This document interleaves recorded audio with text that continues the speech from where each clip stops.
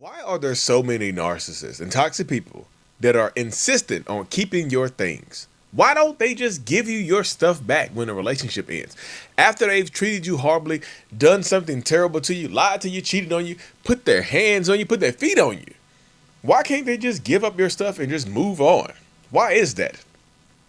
That's what we're talking about today, y'all.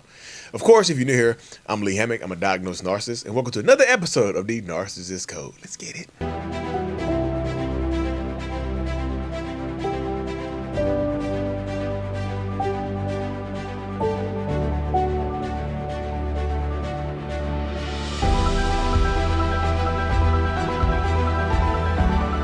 So, welcome back, folks. Welcome back. Welcome back. Yes, the narcissist. The narcissist and keeping your things. Now, I will do a separate video on why sometimes, like, the narcissist refuses to come get their things. But this right here, we're going to be focusing on the topic of keeping your things. And also, my one-on-ones, my coaching, my courses, everything is available at mentalhealness.net. Make sure you check that out. And yes, let's hop right into it, y'all. Narcissists love keeping your stuff. Now, not every narcissist will keep your stuff. Some of them will absolutely give you your stuff back or trash it, burn it, put a demonic curse on it, hex it, whatever, right? Some of them will do whatever they need to do. But a lot of times, they'll keep your stuff. Okay, Lee, you said that. You're repeating yourself. Well, tell us why. Okay, I can give you a few different reasons as to why. One reason that narcissists keep your stuff is so they can keep having a reason to reach out to you. Plain and simple. They want to have a reason to continue to connect to you, to continue to reach out to you, to continue to have something to say to you. You know what I mean? They will absolutely keep a lot of your things to have a reason to reach out to you. Hey, are you going to come get your stuff? And then you come get your stuff, and then guess what happens? They don't give you all of it. They keep some of it. Oh, I forgot to give you your plant or your flower or your thong or your PS5 controller stick. Right? Not even a PS5 controller. There's a little thing you wrap around the controller to keep the sticks from moving. That right there. They keep little things. Like it's a slow drip to have a reason to reach out to you. So if they let's say they call you one day, right? Let's just say a narcissist calls you one day. And instead of they call you one day and you just pop off at them. You're like, why the hell are you calling me? I blocked you. It's over. Leave me the hell alone. And then they can say, I'm just calling you because you left your stuff here. Do you not want your stuff? I thought you wanted your stuff. See, I'm trying to help you out. You yelling and screaming at me. See, we can't even see. I should just throw it away. You see what I'm saying?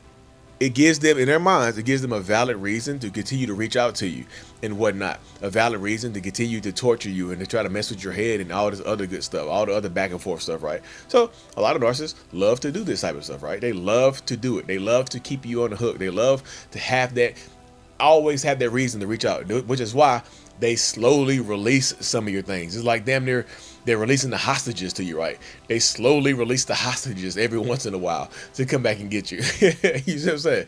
They slowly release the hostages so you keep the negotiations open. So that's one of the reasons why, y'all. Another reason why, and these are in no particular order, right? Another reason why is because they just want to torture or punish you, y'all. Especially if you are the one that ended the relationship. Hell yeah, I gotta get you back. I gotta do something to you. Hell, you think you're gonna get away scot-free? Hell no. I'm keeping your stuff. Why would I just let you give you your stuff so you can just move on, so you don't have to talk to me, you don't have to reach out to me? Hell no. Do I look like Boo Boo the Fool to you? Do I look like Boo Boo the Fool to you? I'm just curious, right? I am super curious. Do I look like Boo Boo the damn fool to you? You gotta feel this pain. So sometimes they'll keep the most important things to you. Like, let's say you gotta earn one of your parents' ashes in there, your best friend or your sister or brother, whoever, right? You got ashes. They'll keep the urn. They'll keep the urn and start threatening to do things to it. They'll hold your stuff hostage. You ever seen those old movies or like literally some real life stuff where they're holding somebody hostage and they're like, see, if you really have my brother, send me proof of life. And they'll send a picture or a video with them holding today's newspaper, right? Or reading today's headlines or something like that. They'll do that type of stuff. Like, except with a person, they'll do that with your things. They'll send you a picture of your mom's ashes or your sister's ashes or whatever, somebody's ashes. They'll send a picture of the urn with a note on it, right? Just to let you know that they still got it and that they're still trying to mess with you, man. It is crucial and it's horrible. It absolutely is. It's crucial and it's horrible and it's tough to deal with, man. I promise you it is. So some of them, they want to get you back for the pain and shame that you caused them. Yeah, they might have brought some pain and shame into your life, but how dare you bring it into theirs? They have to make you feel the hurt. They have to make you feel the pain. They have to make you regret it. They have to make you squirm. They have to make you feel it. So yes, there are a ton of narcissistic people out there that will do exactly that. They'll make you feel it. They'll make sure that you feel it.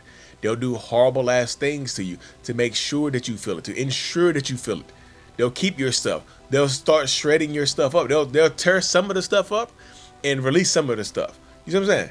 They'll throw something out the window and tell you, well, there's only one other thing. I still got the other one. You better act right. You better talk to me.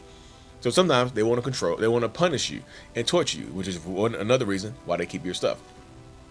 The next one, y'all, is going to be like the most common reason: power and control. I'm keeping your shit because I can. You're not getting it because I said so. You're not allowed in my house. Get off my property. I know this is your stuff. I know that your name is on the lease. I know this. I know that. I know all this type of stuff is going on. So absolutely, hell no. I'm in control. You got to come to me. You got to wait for my call. I'm in control of how this works and how this goes. You have no power here. You see what I'm saying? You shall not pass. Oh, y'all, my Lord of the Ring folks. You shall not pass. You see what I'm saying? That's what goes on right there, man. I'm just telling you, this is the mentality. They want to control it. They love having the power. I got your stuff. Kind of like, it really is childish. Kind of think of, y'all remember the old saying, nan, nana, boo, boo?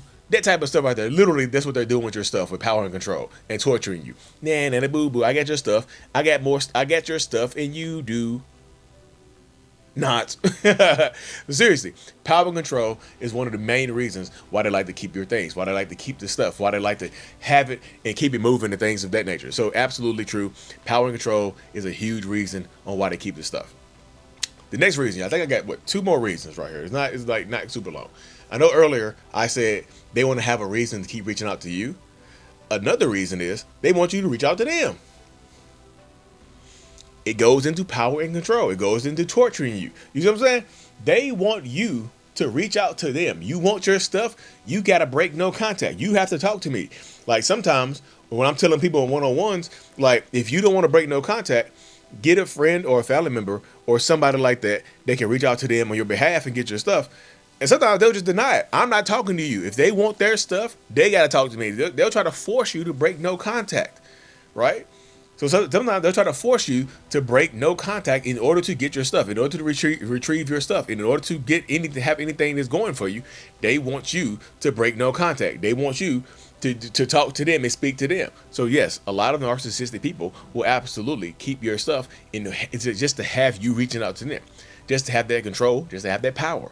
Just to have that open line of communication and have that open access to you, because guess what? As long as I have your stuff, I have access to you as well. This is how it goes. This is a big piece of it. This is a big part of it. As long as I have your things, I have access to you as well. So I want you to keep reaching out, and I want to be able to reach out to you as well, right? This is that mindset. I know it's childish as hell. I know it's nana boo boo, but this is how it goes. And at the end, I'm gonna tell y'all about what I would do in these situations right here, y'all. Last but not least, drum roll, please. Sometimes they're just lazy as hell and they just want to keep it. I'm just telling you, sometimes they just want to keep it. There's like free stuff, especially if it's stuff that they can actually use, right? Especially if it's something that they actually have use for. Hell yeah, they're going to keep it. Why not? You're not getting your mom's broom back. I know that dustpan is something I bought you for your birthday, but it's mine now. You should have took it when you left. I know these plants here are yours, but they're mine now. You shouldn't have left them. They like free, narcissistic people like free things. There's so many people that I talk to, just Lee, I had to escape. I had to leave this type of stuff behind. And guess what? I'm like, what? They keep it up. They get my pictures, my pictures, my stuff, my portraits, the things that I have painted, my favorite albums, my movie posters, they still got them on the wall like it's theirs. They done moved on, they're in a whole new relationship, and they still have my stuff on the wall. They still have my stuff in the bathroom. They still have my stuff in the kitchen. They're still using my favorite pots and pans, my hex-clad pots and pans. They still using that. It's annoying. So sometimes they just like to have things for free. Now, thank y'all for making me through that part right here. In part, well, I tell you what should you do in this situation. So, if a narcissist or toxic person refusing to give you your things, you have to ask yourself a few questions, but one of the main important questions you have to ask yourself, do I really need this stuff? Are these things or this stuff, how truly important are they to me? Because I have to make a decision for myself right now. You see what I'm saying? If this person is just refusing to give me my stuff back, and the police are not helping, or nobody else will go with you, or whatever the case may be, right? A lot of times, you have to ask yourself, are these things worth having to stay in contact with them? Are these things or these materials or whatever it is, worth having to have this person have this power and control over me, or have this person or have me having to reach out to them, or having them just being able to mess with me and torture me and send me pictures of the stuff that I did want? You have to ask yourself, are these things worth it? Because sometimes they're really not. Sometimes they are, y'all. And again, sometimes they are. Sometimes they are not. Like, you might not care about your dustpan or your ceiling fan brush. You might not care about that type of stuff. Your popcorn ceiling scraper. You might not care about this type of stuff, right? But sometimes it is stuff that you care about. And then you have to make sure before you leave, y'all, if it's possible, make sure before you leave, before you have to escape, make sure that you're taking pictures and keeping those pictures safe. Take pictures of the stuff that you might have had to leave behind, just in case you had to file a police report. And you had to file a police report, and then they're gonna ask for pictures and stuff like that. And you can say, hey, I did this video on the way out the door. This is how I left it. I haven't been back since. My stuff was sitting right there by the door. They said that they had thrown it away. I don't know how true that is. Now you have pictures. Now you have evidence, because you want to be able to take that type of stuff, y'all. Because if you leave and then it's your word against theirs, you never know how that's going to go, right? A cop, you know what I'm saying? It's just, you just never know how that situation is going to pan out for you. So I'll make sure to take pictures and videos before you leave, because you might have to call the police. Again, if you don't want to break no contact, you can use a third party if possible to have this communication thing handled and whatnot and blocked off. You can have that happen for you right there. You know what I mean? That's it. That's super extremely important. So making sure that you have that ready, you have that at your disposal, is going to be important as hell, y'all. It really, really is. It's just one of those things that's going to be extremely important as you continue to move forward on your journey, as you continue to empower yourself, and as you continue to heal and grow and do all the other good things, all the other good stuff. So ask yourself, is it worth it? And if it is, you know what I'm saying? Sometimes you might have to walk away from this stuff. And if it is worth it, sometimes you have to call the police.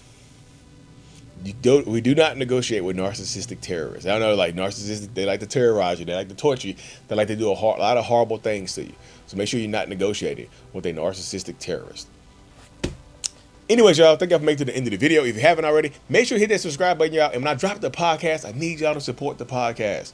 The videos are in the editing right now. I have 10 recorded interviews. I got another one later today, actually, with an amazing creator. I got a lot of interviews and stuff coming up, y'all. Make sure y'all subscribing to the channel. Make sure y'all watching these, like I said, the podcast stuff. If you want to be on the show, there's a link in every video, every description. It's a tiny URL, mental illness guest form or something like that. Fill it out. We can chat. I'm doing virtual and in-person stuff. So hit the subscribe button, y'all, and we will chat later. Peace.